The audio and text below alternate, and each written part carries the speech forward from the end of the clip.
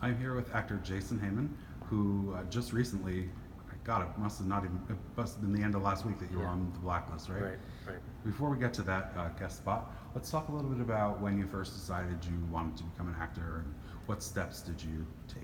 Yeah. Um, so I wanted to be an actor since I can remember. I would think I was like 2 when I first started doing any type of things in front of people. My mom was always like doing these events. She runs shopping centers, and so she was putting on fashion shows and always having us kids in front and doing things. So I got like the bug, I guess. And I had such an idea of what it looked like, and I knew that I wanted to always pursue it. And then as I got older, it definitely morphed into a realization that it's more an interest in art and self-expression and trying to just communicate as much as I can about what it is to be alive. And then that really drove me to just make sure that no matter what I do, I'm in some way being an artist. That led me into going to college and then going to LA and spending time there, and now coming here, which everybody tells me is backwards, but I'm down for the ride. Hey, you're pretty into theater though, correct? Yeah. Like, so Yeah. New York is really the place if you're looking to pursue that and be on stage. This is Exactly. definitely I the right started place. out in theater. Yeah. I went to school. It was definitely the concentration. People really didn't even talk about LA. And so I came here thinking that's what I was going to do. And I was here for a couple months, and then shot a TV show, and then got into a tour that took me around the country. Put myself on tape for something else, which led to opportunities happening in LA. So then I left the tour, and then I was there for 8 years. So I wasn't doing any theater, and I kind of forgot the magic of theater. And the dialogue that happens between the audience and the performer that film tries to capture. And so I got to do my first theater project this past summer in LA, and it was revelatory. I freaked out. I was like, oh my God, I need to get back to New York. I need to do it. So I cleared away and packed my bags. And Was came that back. your primary focus when you were going to school, since that was, you were obviously going for theater? Did you want to do all three, film, theater, and television, or were you? I grew up in Kentucky, and I went to school where everybody was a soccer player or a cheerleader, and then I was an actor. So there wasn't really like much thought from like my elders given to what path my interests could take. And so I didn't really know exactly where I wanted to go. I just knew that I had to follow that. And for some reason, something in me was like, I gotta go north. I gotta get out of the South. I love the South, but I was like, I gotta venture to where there's a lot of like deep thinking happening. Not that that doesn't happen in the South, but there was something telling me that like theater had more to offer than what I had been given in my childhood. And so I applied to like every school possible that I could that was in the North that had been told, I had been told was a good theater school, and then went to one with no knowledge of what they really offered, just knowing like somebody told me it was good. And then was when it really started, everybody started being like, are you gonna do this program, and are you gonna go in this direction? And things just like became like illuminated. I was so excited, and that's when I really started to sink into, yes, I want to do theater. I want to pursue theater. I want to be on stage. I want to do the whole Broadway track. And there was a good group of us that were all together pursuing that and supporting one another. Nice.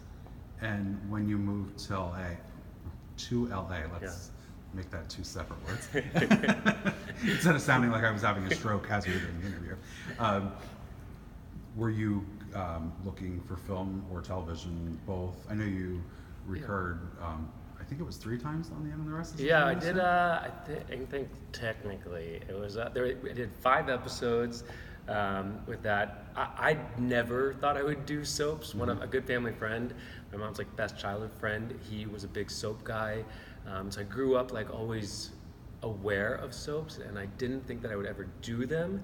And then that opportunity came, and I was like, what a great thing to learn how to be able to accept story so quickly. And film stories. Yeah, and be be accessible to that. And you really have to be ready. And things, you get one take, you get, things change instantly, and you get the one shot to do it, and then they're like, we gotta go, 9 to 5 job here. It's very different. When I went to LA, I originally went, I put myself on tape, like I said, and then ended up testing for happy endings, which I didn't get. But it brought me out there, and when that happened, I really started to daydream a lot about being on camera, and I realized that that was something I always really wanted. I just didn't really have avenues presented while I was at Northwestern for that. So when I tested for that, it just got me so excited. And so I started working with some reps out there, and they were all about it, and the material was just so engaging that I was going into these rooms with, and the casting directors I was meeting, that I knew I wanted to really learn how to communicate things on camera. It was deeply fascinating, so I went head first into it, and my team was like, you're not doing theater anymore, no more theater. Which in hindsight, maybe I was like, I don't know if I needed to cut it off that dramatically. Right.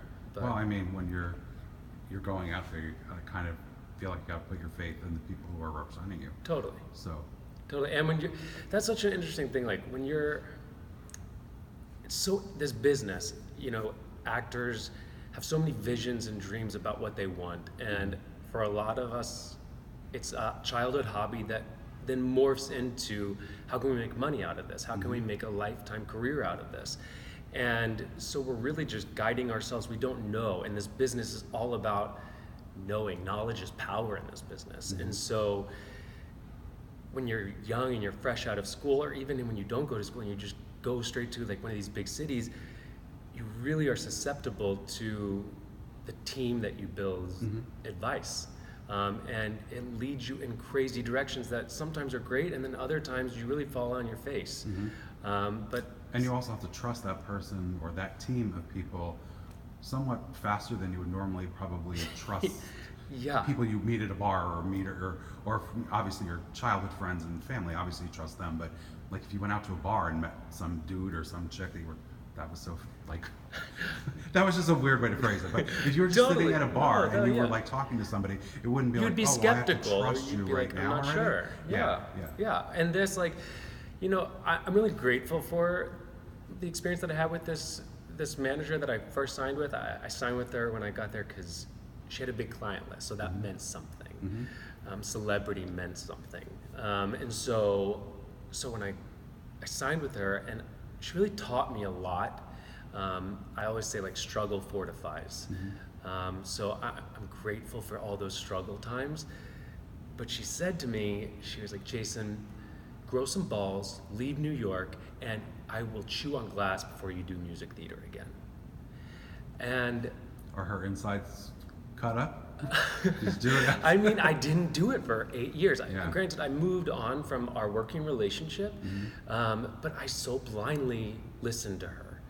And ultimately, I am grateful that I did focus on on-camera stuff, because I built a career that allowed me 8 prosperous years in LA. So I don't know if that's wrong, but at the same time, there's a piece of me in my heart and my soul that loves music theater and that loves theater. And all this time that I was in LA, whenever they would call up for music theater stuff, I'd say, no, I don't do music theater. My manager says I don't do music theater. It's an interesting thing, because they're trying to help you, but yet they're stifling what you feel like you want to do to get your career moving forward. So it's almost like you both have the same goal with different visions of it. So it's a really interesting balance. And I think ultimately, as an artist, you just have to the only real education that matters is self-education. You really have to dig deep and just ask the questions and listen to whatever comes up and trust that. And that's a hard tool, or a hard thing to learn, and that maybe you only learn it through experience. What made you come here to New York? And how long have you been here? I've been here 7 months now. I knew that I always wanted to come back to the city.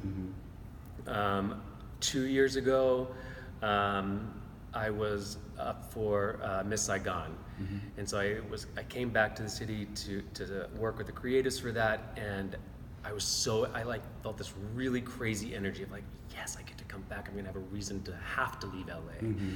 And that really shocked me. I was like, I guess there's more to New York and that story that I haven't explored yet. Right.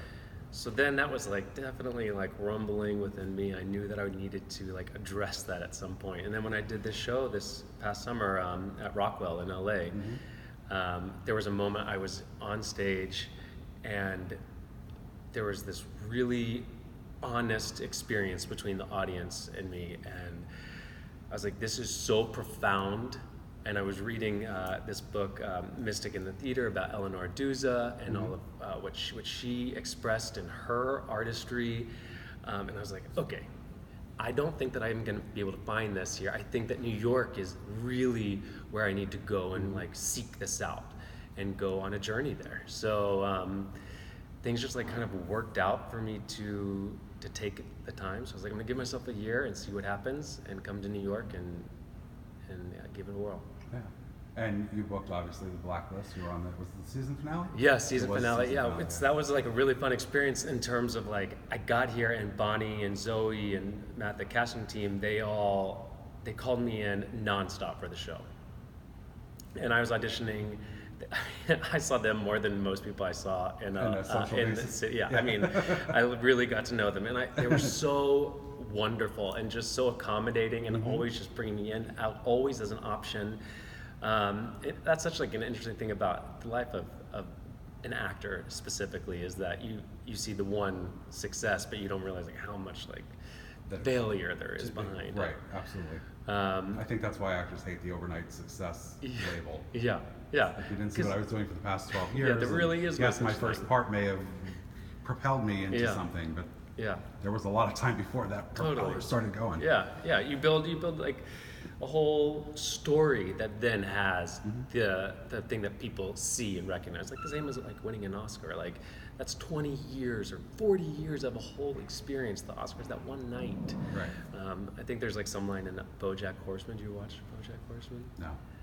It's such a silly cartoon, but there's like some really crazy stuff. But his agent is talking to the horse who's an actor, and he's like, look, like, go get your Oscar, go win your Oscar, go celebrate it, you've earned it, but like remember, like, you have to wake up tomorrow. Right. There's still tomorrow. Yeah. So it's the same with this, like with working with them, I went and auditioned a ton, and every time I would go in, a lot of the roles on Blacklist die. So I was always like, I'm grateful to There's go not in. A lot of longevity unless you're I don't want to do this one. I don't want to really do this one. I'm going to die in this one. And so finally, with this series finale, I think they had me for 4 different roles. They kept on trying to like get one of the roles to work for me, and then this was one of the 4 that didn't die in it. And so then and then that worked out. And then I was talking to one of the writers, and I was like, Taylor, next season, if you need Agent Ken to come back, right. I am more than available. Yeah. I moved to the city, so that's cool. Yeah. Now that the show is off for the season, are you going to be performing? Are you going to be pursuing theater? And are you working on anything currently? Yeah. So I've been like really pushing for a lot of theater opportunities, and I was up for a couple projects. Theater stuff. I don't want to say anything. I don't want to jinx it. Yeah, don't jinx anything. Yeah, and then there's another really cool project that they're doing a workshop now, and then it's going to be coming to Broadway this fall. This play from London that nice. I feel like everybody and their mother is excited about and wants in. And so I was just talking with my team about how can we position in any way for me to be an option for that. But it's some pretty incredible material. So we'll see what happens. That's exciting. Yeah. Now, I always joke with people who are based in New York now that you haven't really made it unless you do a Law and Order or a horror film. Yeah. It's like my running lame attempt at humor, I guess, in my interviews. And so you're here in New York now, so you could go out for Law and Order. But have you done a horror film? I have not done a horror film. I used to audition for horror films all the time in LA, and a casting director told me, She said that I was too nice. My energy was just too nice in terms of like essences of horror films. And I was like, well, nice guys in horror films die, right? Right. And she was like, no, but she's like, you're just too bright of a person. Yeah. And so I was like, I don't know. Again, do you believe what people say? You know, you have to choose if you're going to believe that. So I don't know if I necessarily believe that, but there was a big part of me for a while that I was like, oh, maybe, you know, I'm just You'd not be a a horror perfect film. killer, actually. Exactly. Being so nice. Exactly. Like, what do we have to write this stuff Yeah, I know. So, for everyone? I mean, that's what's happening nowadays. Is Well, that that's people the are just exciting creating their time own content. about being an actor now, is that you can put out your own, Exactly. but then you also have to be on social media constantly and put yourself on Yep. Instagram and promote the hell out of yourself. I literally even as just your own, did. like Yeah. even as your own person without agents Yeah. and managers pitching in and that kind of thing. I just had this huge conversation about this because I have been writing a lot, and I'm just so nervous about even saying I'm a writer. I don't want to identify as that, but it's just like spilling out. I mean, I've started writing all this stuff, and it's gotten there's so much material that I've been like, okay, I'll let people kind of see it. One of my friends who's a producer got a hold of it, and he was like, I'm going to send this out. I want to give this to a couple agents, and so then I had to meet with this agent this week and talking about what my next steps are, and he was like, you need to produce a reading of this. And then, That's the thing in New and I York, was like, you can put up a performance. Yeah. For that matter. There's Totally. so many theater. But I guess like there's a things. part of me that's like what you were saying, like, you know, you have to be when you are like putting out your own content, you also have to be a producer, you have to be a director, you have to really just like do all of this. Whereas like I really like wonder sometimes, you know, 100 years ago or 50 years ago, you know, were playwrights also producing their material? How did that all work? Right, because right. now you have to be a one-man show that's like really Or creative. get people that are so passionate about your project that they'll work with you. Exactly. For, you know, either the passion of it or. Yeah. Because sometimes you have to just start with a project and see where it leads. And Yeah. if it doesn't lead somewhere, then Yeah. at least took the chance, you know? Yeah, exactly. And New York's a perfect place to do stuff like that. Exactly, and that's what I've kind of been like trying to trust, is that my move to New York wasn't just about acting, that there might be more that will become like revealed to me Yeah. through just being open and allowing like whatever is coming out to be taken. Plus, there's so much more content available now. I mean, you have these people that are famous on YouTube for basically just being Being a people. person. Yeah. Yeah. In some cases, I use that term very lightly, based on what they put out. But that's the thing. You can have a podcast. I mean, even look at my website. I mean, Yeah. I have a website. I interview actors and Yeah. authors and Yeah, that kind of thing. So I think there's just so much potential nowadays for people to produce their own content, but then not get the market oversaturated. yeah, and I think that it all boils down to curiosity. And like this was one teacher that I said this to me, and I really believe that curiosity is the common denominator of success, and that it's just about having curiosity. And like that, I was so excited and humbled when you asked me to come in and have a chat with you, because when I looked at your stuff, I was just like, you know, there's just real curiosity here, and that creates community. Right. And that's like a really beautiful and fascinating thing to me. And that it just takes getting over the fear of sharing your curiosity. Right. That can really create a cool community. It's a struggle from both sides of it. Like, Yeah. I'll be honest with you, there's people that I have not booked that I wanted to book, and people I never thought I would book that I did book. It's just, it's such a crazy atmosphere. And I think the same thing you were talking about managers and agents and publicists and all this other stuff, on the other side of the lens, we deal with the same thing, and then you question, well, wait a minute, is my site not good enough? Does the actor even know about the requests? It's just, I think you just have to put that out of your head and just be like, you know what, screw it, this is what I want to do. If they say no, they say no, it's on them. Yeah. And build your own path, build your own building, whatever you want, however you want to say it. Yeah. So As the actor, I always tell myself that, you know, my job is to be interested in the content, be interested in the story, and like the rest is not my job. I'm not the casting director, so don't try to cast it when I'm waiting in the waiting room, comparing myself to other people. That's not my job. My job is the story, so be interested in the story. Right. So I think like exactly what you said, you know, be interested in why you're doing it, and that's all you need to worry about. The rest will come as long as you stay strong in that interest. Absolutely. Jason, I so much appreciate you taking time to meet up Yeah. with me. It's It's been fantastic, and My pleasure. book some more stuff, and we'll tease that as it's coming out. Sweet. Since Thanks. It was since a I nailed pleasure. you after your finale, but you're not dead, so Yeah, exactly. there's still More hope for to a second come. interview during the Yeah, Blacklist Taylor. season Taylor's next gonna make it season. happen. Yeah. Yeah.